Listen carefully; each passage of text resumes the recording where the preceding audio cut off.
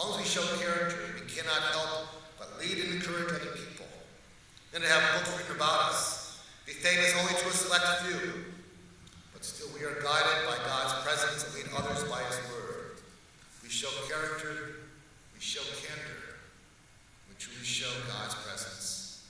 And in doing that, we truly are leaders. Every one of you are great teachers and great leaders. You wouldn't be here if you weren't a great leader. Those who mentored you saw something very good in you, helped you develop your skills so that you can help other people. There are going to be many troops who are going to be in theater who will survive because of what you have taught them, how you have inspired them, how you guide them. You are asked to go out and to teach them the hard lessons in survival in a very troubled land. You are people of hope. You are those who go out and instill hope in our soldiers and our families. Before I came to the Army, as I said, I taught high school. I taught at a parochial school, and I had a lot of troubled young people. They struggled in the classroom, but they were something else in the basketball court. Athletics was so important to them, where they felt they had their worth. They looked up to a lot of professional athletes, and we look at the news, maybe not be the best thing to do all the time. There were all the scandals that the athletes were involved in, steroid scandals, point skipping scandals, dog fighting scandals in football. Kind of takes the hope out of what the good that comes out of sport that what our young people see is very good. Well, then they really look at some of the sports heroes who overcome adversity, who've done great things in their lives and didn't give up. Babe Ruth was a dyslexic orphan.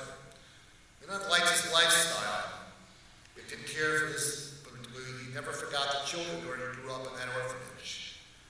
Roberto Clemente from the Dominican Republic was truly a man of faith who this day continues, even 25 years after his death, to help people in this little town where he grew up. When I was in Fort Bragg, I was working at Green Ramp, and the troops were coming out for a jump, and I noticed that one of the soldiers had running shoes on, with the parachute harness. Couldn't quite figure out what was going on there. It was really a great young troop, and when we landed on the drop zone, he packed his chute up, ran back in. And I noticed one thing about him. When he got there, he took off his right leg. He had been hit by an IED in 2003, and on May 14, 2004, he wanted to jump again. He did exactly that. He could have retired, he could have gone home, he could have been taken care of for the rest of his life. But Sergeant Tom Fernandez did exactly the opposite. He went to Walter Reed. He struggled with more than ever wounded warriors did. Got back to the 82nd and jumped again. And deployed with him back to Iraq with his shooting 2nd to 504th. That's leadership. That is something else.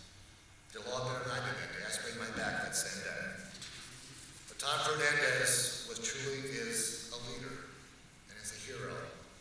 He's one of the young NCOs that you're going to be able to work with, which I can get out there and do with you again. First letter of Timothy says it best. The flock is before you. Give them a shepherd's care. Every one of you are Army strong leaders. Much has been expected of you, and much is what you're going to do for our soldiers, because you are Army strong leaders. And God is truly with you. God has not only blessed you in the past, He is blessing our nation because of you. So thank you for your leadership and all that you do to enhance the lives of our soldiers. Keep them and our Army families in your prayers and keep them safe. May God bless you. May He bless your families. Bless those who brought you this day. And for those who care, and those who you lead, may you be with them always. You always be Army strong, Brigadier and Patriot, for God and country.